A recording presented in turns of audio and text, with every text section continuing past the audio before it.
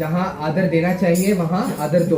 तो मैं दोनों हमारे पास्टर्स का धन्यवाद करना चाहता हूँ कि वो मुझे यहाँ पे लेके आए, नहीं तो मैं यहाँ पे नहीं आ सकता था आपके बीच में वचन बांटने के लिए, और ये मौका मुझे मिला आपके साथ वचन बांटने के लिए। तो छोटी सी प्रार्थना बोलते हैं हम। पिता परमेश्वर, हम प्रार्थना करते हैं जैसे वचन हम सुनेंगे हमारे दिलों को परमेश्वर तो उपजाऊ ज़मीन जैसे बना परमेश्वर, ताकि जब वचन का बीज उसके ऊपर गिरे परमेश्वर तो हमारे दिलों में एक फल उत्पन्न हो परमेश्वर, ताकि हम सुनने वाले नहीं परंतु करने वाले बने परमेश्वर। मैं घटूं परमेश्वर और तू बढ़े, यीशु मसीह के नाम से प्रार्थना करते हैं, आमीन आमीन आमीन। ओके, तो हम कितने लोगों ने बाइबल लाया है? तो हम पहले बाइबल मूसा के समय पर्व में था तो बहुतों ने उन चिन्हों के जो वो दिखाता था देखकर उसके नाम पर विश्वास किया, परंतु यीशु ने अपने आप को उनको भरोसे पर नहीं छोड़ा, क्योंकि वह सबको जानता था और वह उसे आवश्यकता न थी कि किसी मनुष्य के विषय में कोई गवाही दे, क्योंकि वह आप ही जानता था कि मनुष्य के मन में क्या है। आमीन। तो वचन 23 में क्या लिखा है कि वह देखता, मतलब बहुतों ने उन चिन्हों को देखकर, जो वो दिखाता था, उन चिन्हों को देखकर उसके नाम पर विश्वास किया। क्या लिखा है? बहुतों ने उन जो चिन्ह यीशु मसीह करते थे उन चिन्हों को देखकर यीशु मसीह में विश्वास किया। लेकिन वर्स 24 में क्या लिखा है? वचन 24 में क्या लिखा है? परंतु यीशु ने अपने आप को उनके भरोसे पर नहीं छोड़ा। वचन 23 में लिखा है कि चिन्हों को देखकर बहुतों ने परमेश्वर में विश्वास किया, लेकिन वर्ष 24 में लिखा है कि परंतु यीशु ने अपने आप को उनके भरोसे पर नहीं छोड़ा, क्योंकि वह सबको जानता था। तो अगर कितने लोगों का विश्वास है प्रभु में? हमारा विश्वास प्रभु में है, लेकिन क्या प्रभु का विश्वास हमारे ऊपर है? प्रभु का विश्वास क्या क्या प्रभु हम पे, हमारे ऊपर प्रभु हम में विश्वास नहीं करता, लेकिन प्रभु हम पर विश्वास कर सकता है क्या? हम प्रभु में विश्वास करते हैं, हम प्रभु पर विश्वास नहीं करते, हम प्रभु में विश्वास करते हैं। लेकिन प्रभु क्या हम पर विश्वास कर सकता है? यहाँ पे क्या लिखा है? परंतु यीशु ने अपने आप को उनके भरोसे पर नहीं छोड़ा। तो आज का प्रश्न ये है कि क्या परमेश्वर, क्या यीशु मसीह हम पर भरोसा कर सकता है? अपने आप को हमारे भरोसे छोड़ सकता है क्या? यहाँ पे क्या लिखा है? क्यों नहीं छोड़ा प्रभु ने? क्योंकि वो सबके मन को जानता था। तर आमचा विश्वास येशूमध्ये आहे, पण येशू आमच्यावर विश्वास करू शकतो का? ये आज का प्रश्न है। आज हमें ये प्रश्न पूछना है कि हम कैसे हैं। क्या हमारे जीवन में, आज दोपहर को पास्टर के घर पे कौन कौन था? कोई था यहाँ से? कोई नहीं था। अच्छा, तो हमारे पास्टर ने भी वही बताया कि फल बहुत, हमारे जीवन में फल होना बहुत ज़्यादा महत्वपूर्ण है। अगर हमारे जीवन में फल नहीं है तो क्या परमेश्वर यीशु मसीह हमारे ऊपर भरोसा कर सकते हैं? कहाँ वो अगर हमें भेजना चाहते हैं, कहीं जाना चाहते हैं, कहीं कोई चीज़ करना चाहते हैं, क्या वो हमें भेज सकते हैं? क्या उनका भरोसा हम पर हो सकता है? तो आज हम देखेंगे कि हमें कैसा होना चाहिए कि परमेश्वर हमारे ऊपर भरोसा रख सकते हैं। क्योंकि परमेश्वर क्या लिखा है वचन में कि वह सबको जानता था, मतलब वो सबके मनों को जानता था, उनके मन में क्या है वो जानता था। तो बाहर से सब लोग ने उनके चिन्हों को देखकर उन पे विश्वास किया, उनमें विश्वास किया, परंतु प्रभु यीशु ने उनके ऊपर विश्वास नहीं किया। तो हम देखेंगे कि हमें कैसा होना चाहिए कि प्रभु यीशु हमारे ऊपर भरोसा कर सकते हैं, हमारे ऊपर भरोसा कर सकते, जैसे उन्होंने 12 चेलों पे भरोसा किया। तो हमें कैसा होना चाहिए हम वो देखेंगे। पहले हम खोलेंगे मत्ती का 6 उसका 24 खोलेंगे। मत्ती का 6 उसका 24।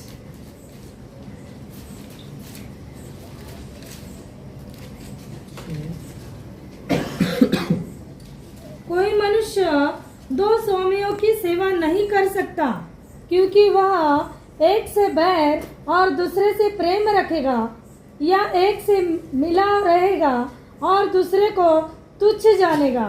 तुम परमेश्वर और धन दोनों की सेवा नहीं कर सकते। क्या लिखा है कि कोई मनुष्य 2 स्वामियों की सेवा नहीं कर सकता। कोई मनुष्य 2 स्वामियों की सेवा नहीं कर सकता, मतलब आप यहां भी नहीं कर सकते और वहां भी नहीं जा सकते। पहला जो मुद्दा है, पहला जो बिंदु है, क्या हम देख रहे हैं कि वफादारी। बोलो, दो जोर से बोलो, वफादारी। हमें पहले तो वफादार बनना है, ताकि परमेश्वर हमका भरोसा हम पर हो सकता है।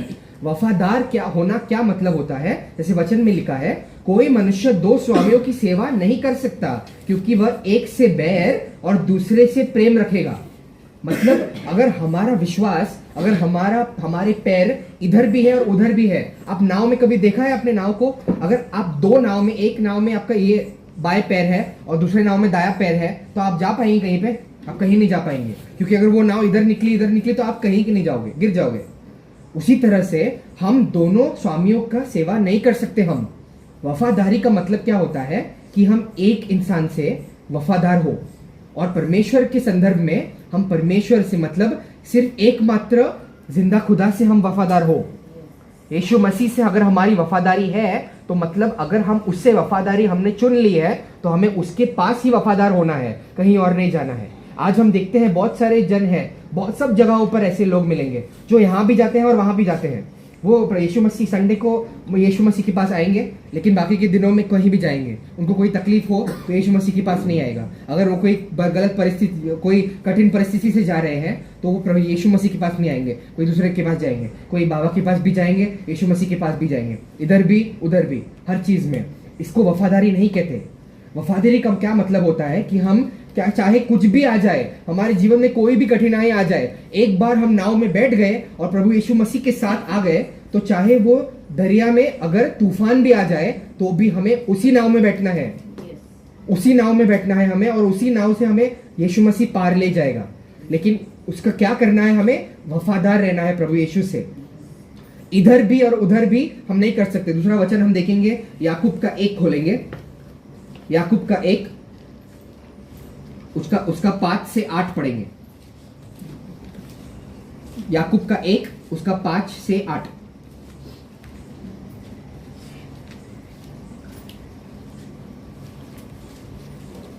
मैं पढ़ता हूं, पर यदि तुम पर यदि तुम में से किसी की बुद्धि की घटी हो तो परमेश्वर से मांगे, जो बिना उलाहना दिए सबको उदारता से देता है और उसको दी जाएगी। 5 से 8। हाँ। पर विश्वास से मांगे और कुछ संदेह न करे, क्योंकि संदेह करने वाला समुद्र की लहर के समान है, जो हवा से बहती और मछली उछलती है। ऐसा मनुष्य यह न समझे कि मुझे प्रभु से कुछ मिलेगा। वह व्यक्ति दुचिता है और अपनी सारी बातों में चंचल है। तो आमेन, क्या लिखा है कि वह व्यक्ति दुचिता है और अपनी सारी बातों में चंचल है। तो क्या लिखा है कि ऐसा मनुष्य यह न समझे कि मुझे प्रभु से कुछ मिलेगा। कैसा मनुष्य? जो विश्वास से मांगता नहीं है, जो संदेह करता है। क्या लिखा है? ऐसा मनुष्य यह ना समझे कि प्रभु से उसे कुछ भी मिलेगा। वह व्यक्ति दुचिता है और अपनी सारी बातों में चंचल है। उसका मतलब क्या है कि जब हम एक खुदा से वफादार नहीं होते तो हम उस पर संदेह करने लगेंगे। अगर कोई, जब हमारे जीवन में कठिन परिस्थिति आती है तो हम उस पर संदेह करने लगेंगे। हम परमेश्वर से वफादार नहीं हो पाएंगे और हम दो चिता हो जाएंगे। जैसे वचन में लिखा है कि वह व्यक्ति दो चिता है और अपनी सारी बातों में चंचल है। चंचल का मतलब क्या होता है? अभी इधर तो उधर, अभी उधर तो कहीं और। तो ऐसा हमें नहीं हो रहा है। वफादारी का क्या मतलब होता है कि परमेश्वर, एक बार मैंने चुन लिया तुझे तो उसके बाद मैं फिर से नहीं मुड़ूंगा। आमीन। आप अगर सोचिए, अगर आपकी जान कोई बचा ले, अगर आप कहीं जा रहे हैं और आप कहीं गड्ढे में गिर गए और गड्ढे में गिर के किसी ने छलांग लगा के आपकी जान बचाई, लेकिन आपकी जान बचाकर वो खुद मर गया, तो क्या आप ऐसे इंसान को कभी भूलेंगे? ऐसे इंसान को कभी आप वफादार आप उससे कभी घात करेंगे, अपघात करेंगे उसके साथ, कोई गलत चीज करेंगे उसके साथ? आप हमेशा याद रखेंगे कि इस व्यक्ति ने मेरी जान बचाई, इस व्यक्ति ने मेरी जान बचाई। आप ना उसके सामने कुछ बोल पाएंगे ना कुछ कर पाएंगे, क्योंकि इस व्यक्ति ने मेरी जान बचाई। और उसी तरह से परमेश्वर यीशु मसीह ने इस उदाहरण से कहीं और बढ़कर हमारी जान बचाई है। परमेश्वर यीशु मसीह वो दोस्त है जिसने हमारे लिए अपनी जान कुर्बान कर दी। तो क्या आप उससे वफादार नहीं रहेंगे? क्या आप ऐसे कोई दोस्त के पास जाएंगे अगर उसने आपकी जान बचाई है और उसको छोड़ के आप कहीं और जाएंगे? अगर आपने एक बार जान लिया कि वो वफादार है, वो उसने मेरी जान बचाई है खुद को कुर्बान करके, तो आपको उसके पास वफादार रहना है। वचन पढ़ेंगे हम नीति वचन का 17 उसका 17, नीति वचन का 17 उसका 17। मित्र सब समय में प्रेम रखता है। सॉरी 17 का 17 ना, ये 17 का 17। मित्र सब समयों में प्रेम रखता है और विपत्ति के दिन भाई बना जाता है। हाँ, क्या लिखा है? मित्र सब समयों में प्रेम रखता है। मित्र सब समयों में प्रेम रखता है और विपत्ति के दिन भाई बन जाता है।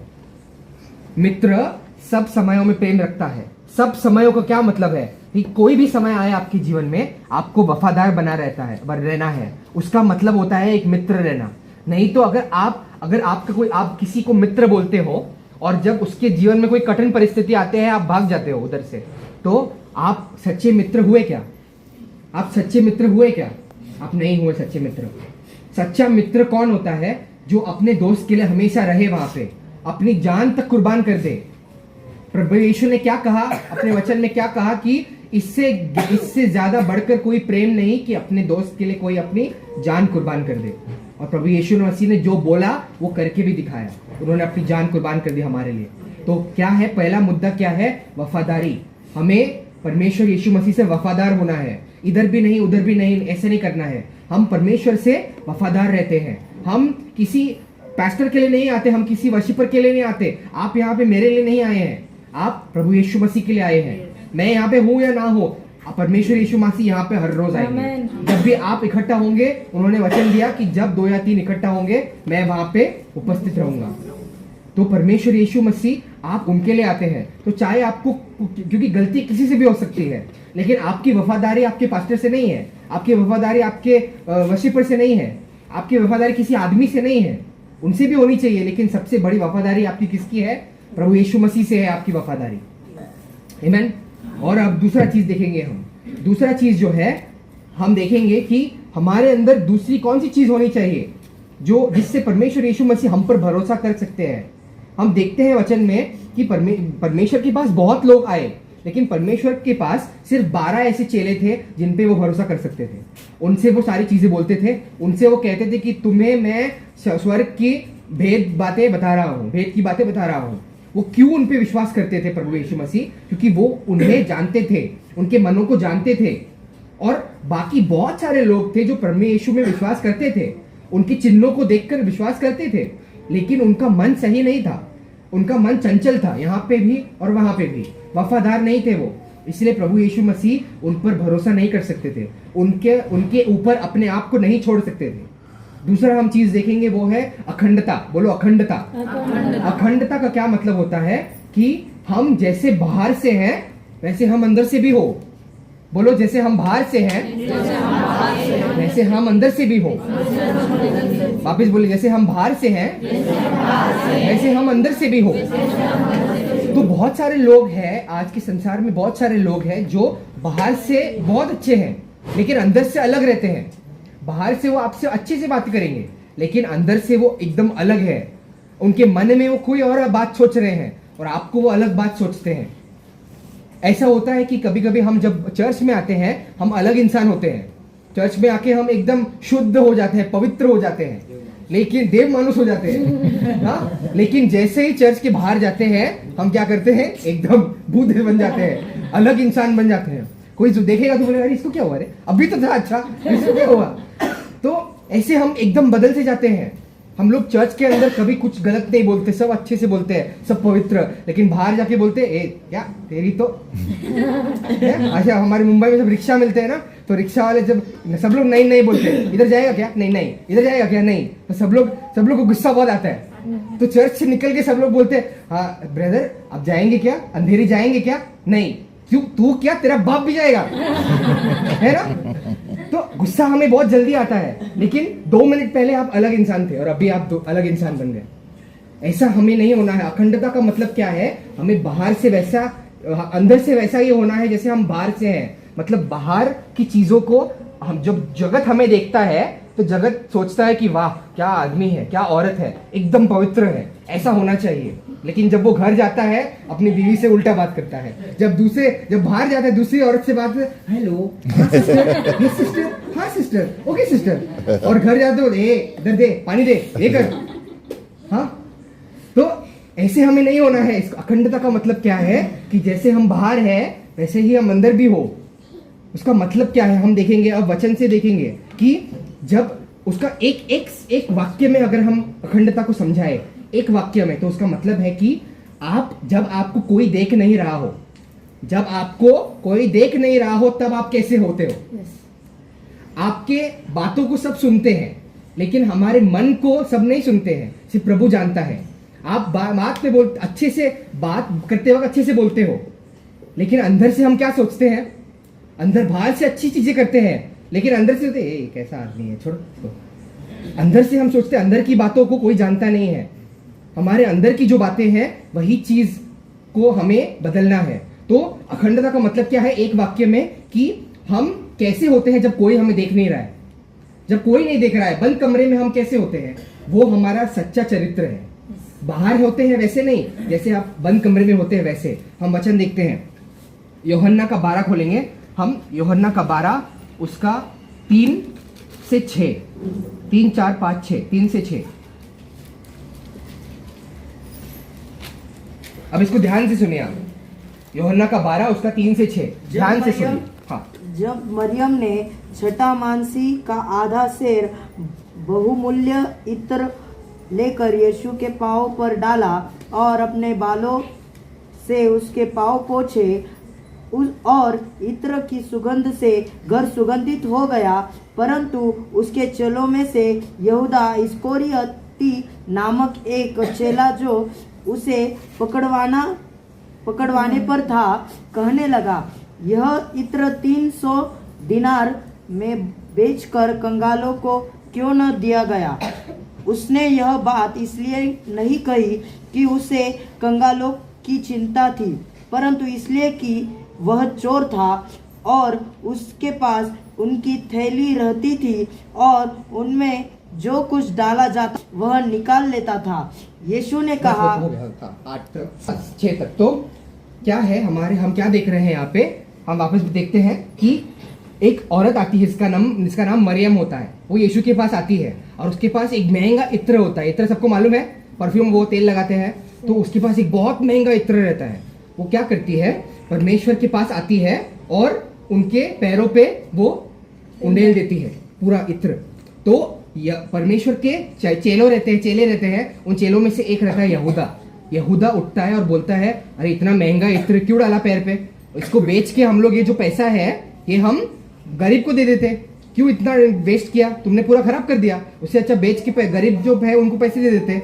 लेकिन वचन का धन्यवाद कि वचन हमें लोगों के मन की बात बताता है। तो वचन में क्या दिया है, उसने ये बात, किसने, यहूदा ने ये बात, वो क्या बोल रहा है यहूदा कि ये क्यों डाला पैर पे ऊपर, ये बेच के हम लोग गरीबों को दे देते। लेकिन वचन में क्या लिखा है, देखिए 6ठे वचन में, उसने यह बात इसलिए नहीं कही कि उसे कंगालों की चिंता थी, परंतु इसीलिए कही कि वह चोर था और उसके पास उनकी थैली रहती थी। उनकी थैली, कौन सी थैली, जब यीशु मसीह जाते थे घर घर, उनके पास एक थैली रहती थी, तो उनके अंदर सब पैसा रहता था, कुछ भी अगर किसी ने पैसा दिया तो उसके अंदर रहता था। तो ये यहूदा क्या करता था, चेलों में से एक था, ये क्या करता था, चोरी करता था उधर से।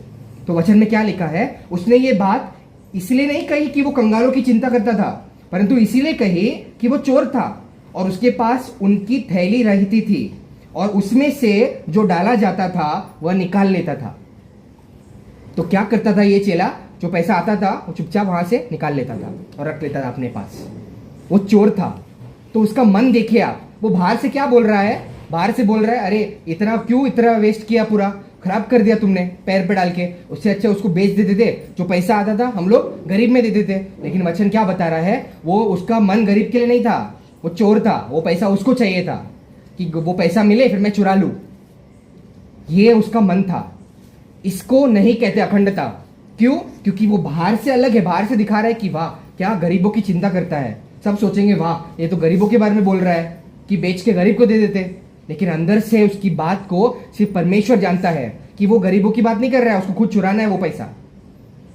ये अखंडता नहीं है। अखंडता का मतलब क्या है कि आप जैसे अंदर सोचते हैं वैसे आप बाहर सोचते हो, और बाहर जैसे हो वैसे ही अंदर से हो, उसका नाम अखंडता है। हम देखते हैं अब अखंडता क्या होती है। ये अखंडता नहीं होती है। अब अखंडता क्या होती है वो देखते हैं हम खोलेंगे उत्पत्ति का 39 यस,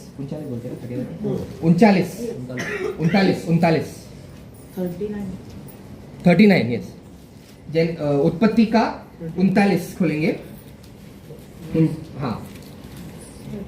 हाँ उसका 6 से 8। इसलिए उसने अपना सब कुछ यूसुफ के हाथ में यहाँ तक छोड़ दिया कि अपने खाने की रोटी को छोड़ वह अपनी संपत्ति का हाल कुछ न जानता था। यूसुफ सुंदर और रूपवान था। इन बातों के पश्चात ऐसा हुआ कि उसके स्वामी की पत्नी ने यूसुफ की ओर आंख लगाई और कहा, मेरे साथ सो। पर उसने अस्वीकार करते हुए अपने स्वामी की पत्नी से कहा, सुन, जो कुछ इस घर में है मेरे हाथ में है, उसे मेरा स्वामी कुछ नहीं जानता और उसने अपना सब कुछ मेरे हाथ में सौंप दिया है।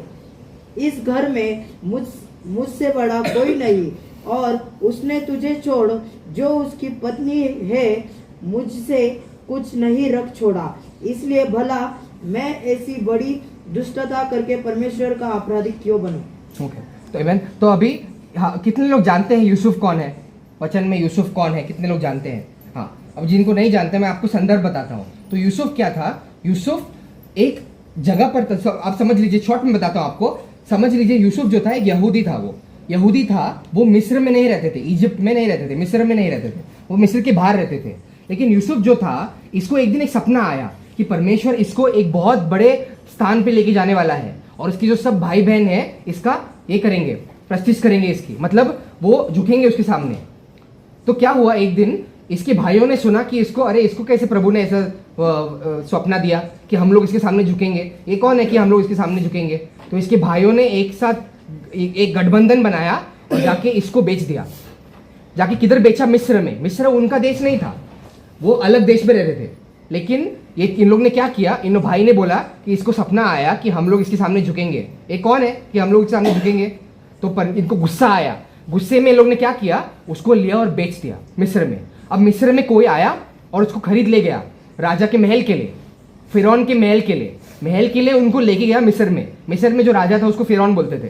तो फिरौन के महल के लिए लेके गया उसको काम कराने के लिए, दास बनाने के लिए।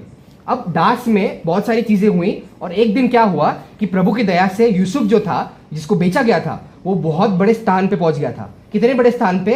फिरौन के जस्ट नीचे था वो, फिरौन का दाहिना हाथ था वो, मतलब मंत्री था वो।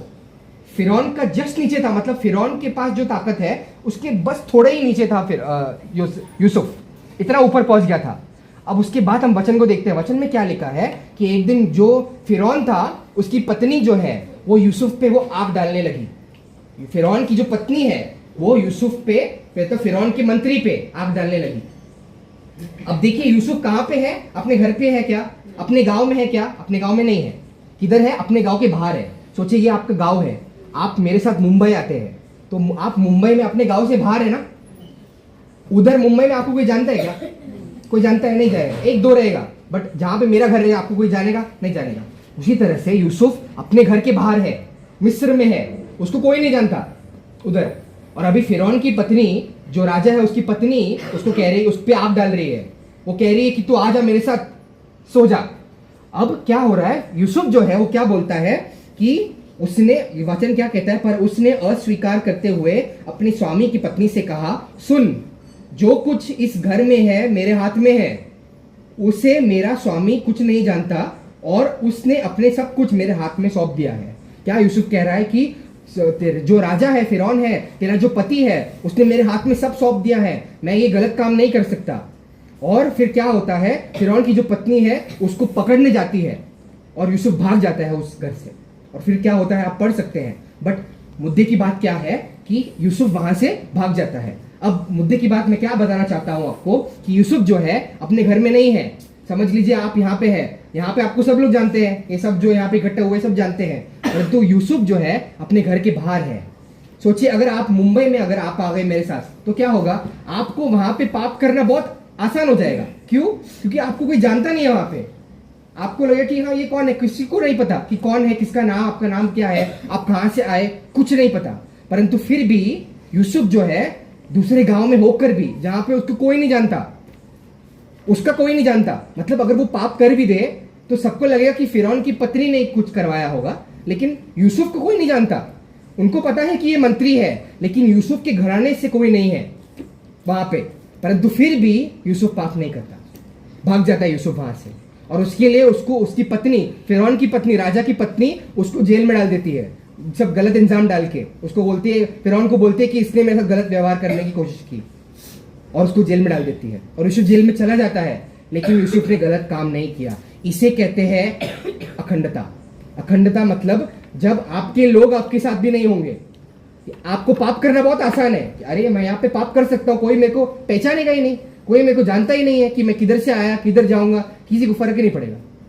मैं आऊंगा इधर पाप करके मैं आसानी से निकल सकता हूँ, कोई नहीं जानेगा, किसी को पता भी नहीं चलेगा कि ये कौन है, इसका नाम क्या है, कौन सा गाँव है, कुछ भी नहीं। लेकिन फिर भी आप नहीं करते, बंद कमरे में होके भी आप फिर भी नहीं करते। जहां पे आपको कोई देख नहीं सकता आप फिर भी पाप नहीं करते। आप फिर भी, जहां पे पास्टर नहीं है आपके सामने, पास्टर सुनेंगे तो बोले, आपको डांटेंगे कि ये क्यों कर रहे हो, पर आपके सामने पास्टर भी नहीं है, कोई नहीं है, तभी आप पाप करते हैं कि नहीं? तभी आप जानते हैं कि नहीं कि परमेश्वर आपको देख रहा है। शायद पास्टर मुझे नहीं देख रहा है, बट मुझे परमेश्वर देख रहा है। उसे कहते हैं अखंडता। तो फिर एक बार क्या है अखंडता, कि आप बाहर से जैसे हैं वैसे आप अंदर से भी हो, वो होना चाहिए अखंडता। ऐसा नहीं कि आप बाहर से अलग है और अंदर से अलग है। और एक लास्ट मुद्दा हम देखेंगे कि हम पहले पढ़ेंगे वचन को, यूहन्ना का 6 पढ़ेंगे हम, यूहन्ना का 6 उसका 26 और 27। यूहन्ना का 6 उसका 26 और 27, 26 और 27। यीशु ने उन्हें उत्तर दिया, मैं तुमसे सच सच कहता हूँ, तुम मुझे इसलिए नहीं ढूंढते हो कि तुमने आश्चर्य कर्म देखे, परंतु इसलिए कि तुम रोटियां खाकर तृप्त हुए। नाशवान भोजन के लिए परिश्रम न करो, परंतु उस भोजन के लिए करो जो अनंत जीवन तक ठहरता है, जिसे मनुष्य का पुत्र तुम्हें देगा, क्योंकि पिता अर्थात परमेश्वर ने उसी पर छाप लगाई है।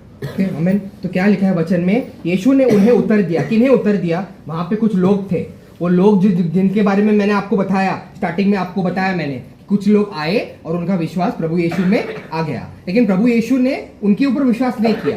ये वही लोग हैं। अब क्या होता है कि नाव में बैठ के एक दूसरे दरिया पार कहीं पे चले जाते हैं। अब ये लोग ढूंढते ढूंढते आते हैं यीशु मसीह को, किधर है? उनको एक नाव दिखती है कि अरे वो नाव यीशु मसीह की है। उन लोग भाग के आते हैं, दूसरी नाव लेते हैं, वहां पे जाते हैं। वहां पे जाने के बाद वो यीशु मसीह से क्या कहते हैं कि यीशु मसीह हमें अभी बता क्या करना है हमें। तो यीशु मसीह उनको क्या उत्तर देते हैं? क्या लिखा है? यीशु ने उन्हें उत्तर दिया कि मैं तुमसे सच कहता हूं, तुम मुझे इसीलिए नहीं ढूंढते हो कि तुमने अचंभित काम देखे हैं मेरे, परंतु इसीलिए कि तुम रोटियां खाकर तृप्त हुए। तुम रोटियां खाकर तृप्त हुए। तो प्रभु यीशु ने इन लोगों के बीच में ऐसा किया था कि उनको एक बार बुला के, जैसे यहाँ पे बैठे हैं वैसे उनको बुला के जब उनको उनके साथ वचन बांटा तो उनको खाली हाथ नहीं भेजा। उनको उन्होंने खाना जो और 2 मांस और 5 रोटी थे उनको बढ़ाकर परमेश्वर ने सबको खिलाया। देखकर वो आए थे वापिस परमेश्वर के पास कि वापिस दो, वापिस खाना दो हमको, वापिस खाएंगे, वापिस जाएंगे। तो आज मैंने कहीं पे तो सुना कि कोई तो चर्च है जहाँ पे क्रिसमस के टाइम सब लोग आते हैं। मैं सुना ऐसा कि क्रिसमस के टाइम सब लोग आते हैं। तो मैं तो किसी ने सवाल पूछा कि क्रिसमस के टाइम क्यों आते हैं, तो बोला वहां पे कि खाना मिलता है इसीलिए। तो वैसे ही यहाँ पे लोग आए और बोले प्रभु बता ना क्या करें हम। तो प्रभु ने बोला तुम आश्चर्यक्रम देख के नहीं आए हो, तुम खाना खाने के लिए आए हो। मैं कहने खिलाया ना तुमको इसलिए आए तुम। तो खिलाने में प्रॉब्लम नहीं है, लेकिन प्रभु बोलते उसके लिए मत आओ। तो हमारा जो लास्ट मुद्दा है यही है कि हम प्रभु के पास किसके लिए आते हैं? हम प्रभु के पास क्यों आते हैं? किसी चीज के लिए आते हैं क्या? आज हमारे पास्टर ने तो दोपहर में जब प्रीचिंग दिया था उसमें वही बोला था कि हम पिता से क्यों प्यार करते हैं, क्योंकि वो हमारा पिता है।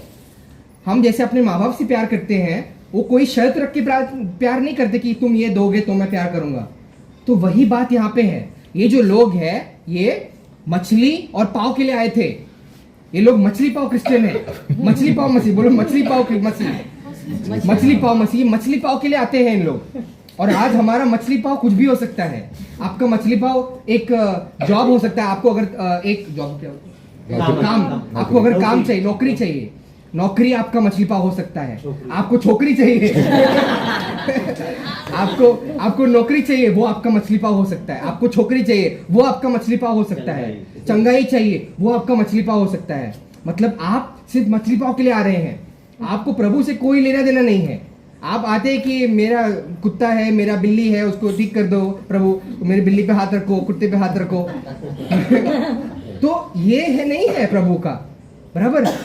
ये चीज क्या है, हमें जानना है कि हम प्रभु के पास क्यों आते हैं, कि वो हमारा पिता है। ये सब चीजें प्रभु दे सकता है आपको और दे भी देगा, बट हम उसके लिए नहीं आते। हम मछली और पाव के लिए नहीं आते हैं। हम प्रभु के पास क्यों आते हैं, क्योंकि प्रभु हमारा पिता है और उसने हमारे लिए उसने जान अपनी कुर्बान कर दी और फिर उठा, और आज उसके लहू से हम धुले हुए हैं। पाप का हमारे ऊपर कोई असर नहीं है। तो हमें क्या करना है, हमें ऐसा जीवन जीना है। हमें क्या, पहले तो वफादार होना है प्रभु से, इधर भी उधर भी नहीं। हमें एक जगह पे परमेश्वर के पास, अगर आप इस चर्च में हैं, इस चर्च से वफादार रहिए, प्रभु से वफादार रहिए। जो कुछ भी आए परिस्थिति, सब चीज का हल है। दूसरा चीज अखंडता, आपको बाहर से जैसे आप है वैसे ही अंदर से भी होना है। जैसे आप मीठा मीठा बोलते हैं, मीठा अंदर से भी मीठा होना है आपको। और तीसरी चीज, हमें मछली और पाव के लिए नहीं आना है, मछली पाव मसीह के लिए नहीं बनना है। हमें क्या करना है, परमेश्वर के पास परमेश्वर के लिए आना है कि परमेश्वर तू मुझे दे या ना दे, मैं फिर भी आऊंगा।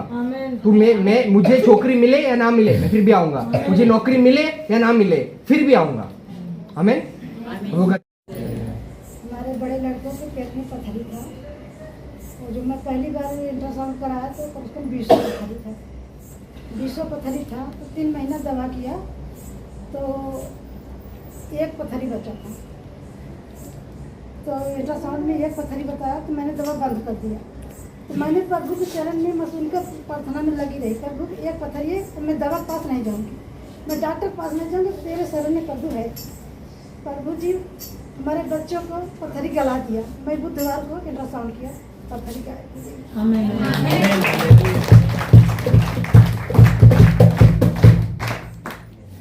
जो भी किडनी स्टोन रहता है ना, मराठी मध्ये मुतखडा म्हणतात, किडनी स्टोन, उसके बच्चों को बहुत दिनों से तकलीफ था, लेकिन प्रभु ने चंगा किया। ताली बजाएंगे।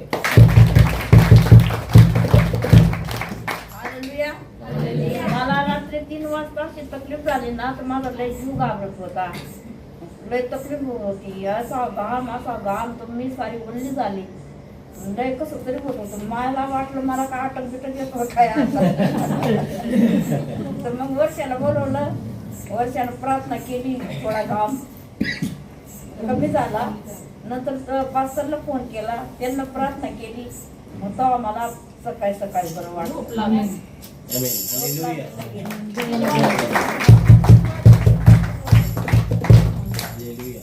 प्रार्थना करता करताच मी असं काय दिसतं म्हणून मी डोळे उघडे करून बघितलं आणि देवाला धन्यवाद की देवाला सुंदर दर्शन दिलं। आणि आराधनेमध्ये पण एक असे खूप ज्यावेळेस पास्टर वर्षिप घेत होते, आराधना करत होते, त्यावेळेस त्यांच्या मागे खूप अशी मोठी मोठी 2 पंख दिसले, म्हणून मी देवाला धन्यवाद। अजून आहे कोणाचं दर्शन गवाही असेल? दर्शनच आहे आराधनेमध्ये करत होते तेव्हा प्रार्थना, तर असा डोंगर दिसतो, पूर्ण काळा काळा डोंगर दिसतो आणि असे छोटे छोटे झोपड्या दिसतात प्रत्येकाच्या, असे खेड्यावाले लोक राहणारे, एकदम गरीब लोक तिथं राहत आहे। आणि सगळे असे, मी भूमीला म्हणते दीदी भांडे घासून ये, ती जाते भांडे घासायला, असं डाब करत, असं तळ राहतं तिथं, पूर्ण गढूळ पाणी राहतं आणि त्या गढूळ पाण्यात ती जाते, भांडे टाकून देते आणि अशी धुत बसते। धुता धुता तिथून असा क्रूस असा पाण्यात येतो, पडतो क्रूसामधून, असे येशू बाप्पा जसे लगेच त्या क्रूसातून येशू बाप्पा हे तयार होत्या, ती लगेच मग ते येते येशू बाप्पा अशी उचलते आणि अशी एवढा मोठा असा दगड राहतो तिथं नेऊन बसवते आणि पूर्ण अंगाशी पुसते कपड्यानं ते, मग ते लगेच तिला मांडीवर घेऊन बसवत्या आणि हा आहे ना मागून जात असं चिपकतो। सगळे असे लहान लहान पोरं त्यांच्या अवतीभोवती ते त्यांना वचन सांगतायत देवाचे, सगळे लहान पोरं।